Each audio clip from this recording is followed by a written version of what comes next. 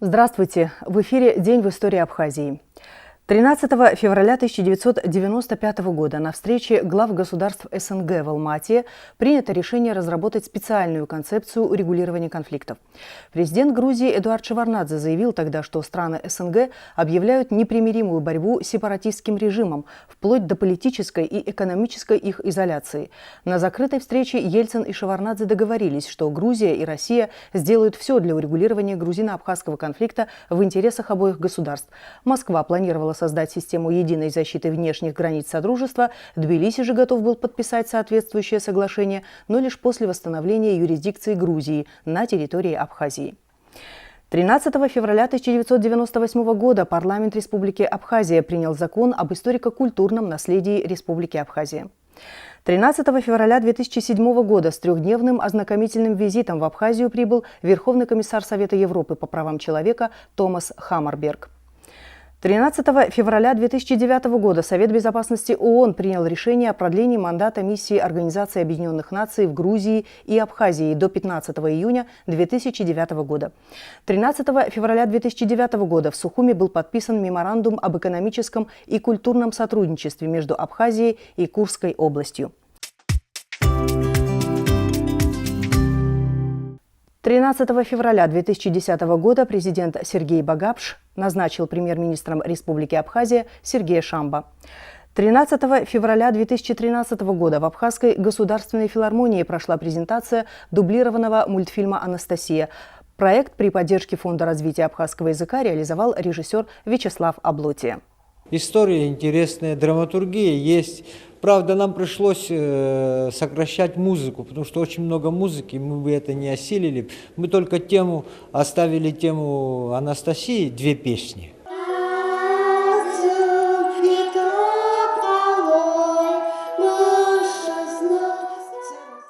13 февраля 2013 года мастеру спорта СССР по прыжкам в воду Людмиле Фокиной присвоено почетное звание «Заслуженный работник физической культуры и спорта Республики Абхазия». Людмила Фокина – чемпион универсиады СССР. Она, как судья всесоюзной категории, обслуживала соревнования на Спартакиаде народов СССР, Играх доброй воли, а также Олимпийских играх в Москве в 1980 году. Работает тренером в Сухумской детско-юношеской школе. 13 февраля 1879 года родился Николай Евреинов, критик-драматург.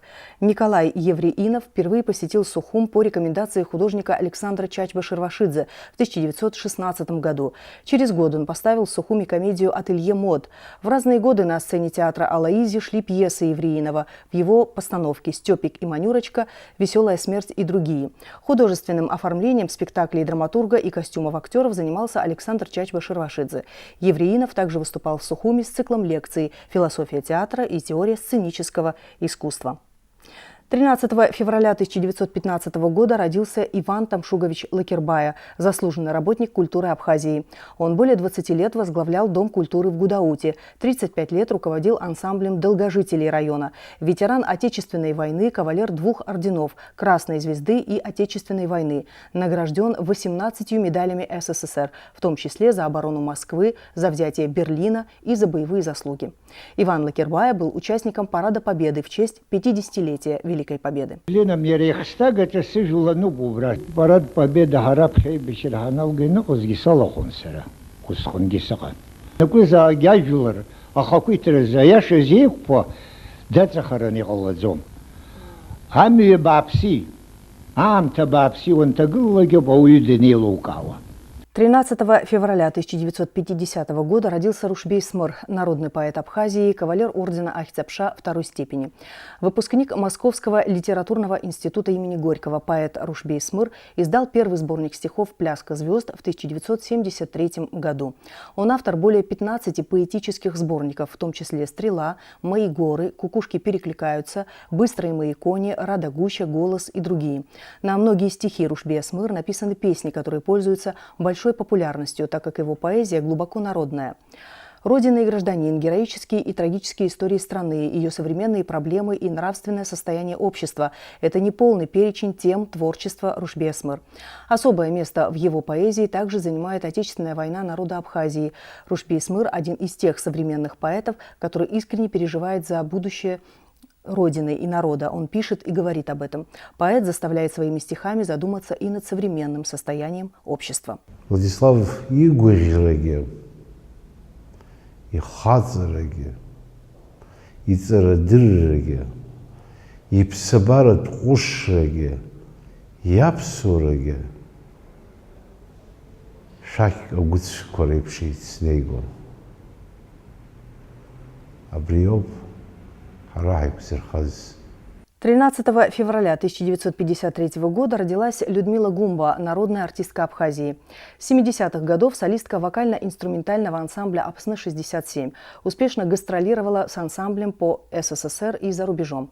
В 80-е годы участница телепередач «Споемте, друзья» и «Шире круг», а также гала-концертов с участием российской и зарубежной эстрады в спорткомплексах «Динамо» и «Олимпийский».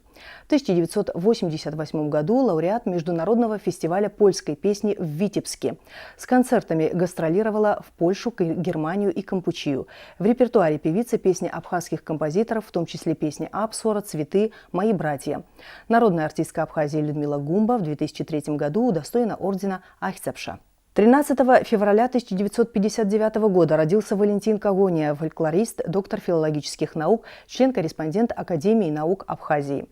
В разные годы работал научным сотрудником АБИГИ, директором Абхазского государственного лицея-интерната, главным редактором детского журнала «Амцабс», председателем Литфонда Союза писателей Абхазии. Тема докторской диссертации ученого – поэтика абхазского песенно-стихотворного фольклора. Кстати, за это монографическое исследование Валентин Когония в 2011 году был удостоен государственной премии имени Георгия Дзидзария. Валентин Когония является также составителем двухтомного сборника произведений Таифа Аджба. А сейчас о некоторых событиях, произошедших 13 февраля в мировой истории. 13 февраля 1842 года Николай I подписал указ о строительстве железной дороги Санкт-Петербург-Москва. К этому времени уже функционировала Царско-сельская железная дорога. 13 февраля 1895 года – начало мирового кино. Братья Люмьер запатентовали первую кинокамеру. 13 февраля 1895 года братья Луи и Огюст Люмьер запатентовали первый аппарат для получения движущегося изображения. 13 февраля 1934 года в Чукотском море был раздавлен льдами пароход «Челюскин». 13 февраля 1988 года фристайл «Лыжное многоборье» дебютировало в программе Олимпийских игр. А еще 13 февраля – Всемирный день радио. И в заключение выпуска информация о погоде. За последние 10 лет в день 13 февраля самая высокая температура была зафиксирована в 2014 году. Это плюс 16 градусов. Самая же низкая температура – 0 градусов в 2011. Это вся информация на сегодня. Всего доброго. Увидимся завтра на канале Абаза ТВ.